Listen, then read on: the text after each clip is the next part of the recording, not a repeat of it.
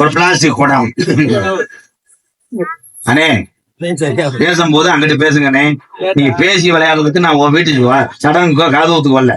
மேட ப்ரோ கெளுத்தி எனக்கு ஒண்ணும் பேசணும். ஆமா எனக்கு பேசுறேன். அயல் நாட்டுக்கு 2 மண்ணை அனுப்பிவிட போறேன். எனக்கு என்ன பேசுற? ஓமா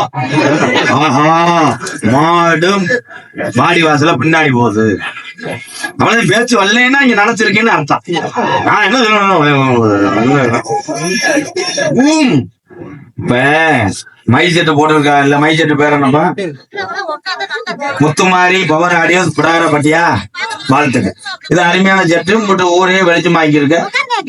ஒரு ஊர்ல நடந்ததை கேள்றா. யதார்த்தம் நடந்தது. இன்ன வரைக்கும் எனக்கு சிரிப்பு அடக்க முடியும். சொல்லுங்க. லைட் ஆஃப் பண்ணல, பஸ்ல எடுத்துறாங்க.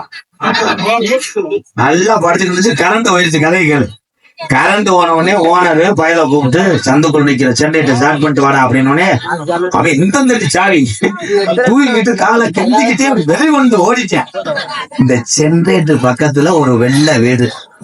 அதுல ஒருத்தர் லொகாஸ் போடுறதுக்காக புரட்சியை வெளியேறிட்டு நம்ம உள்ள வாயை முன்னு இப்படி உட்கார்ந்து இருந்தவன் சாவியை தூக்கிட்டு ஓடனே பாரு. இருட்டுக்கு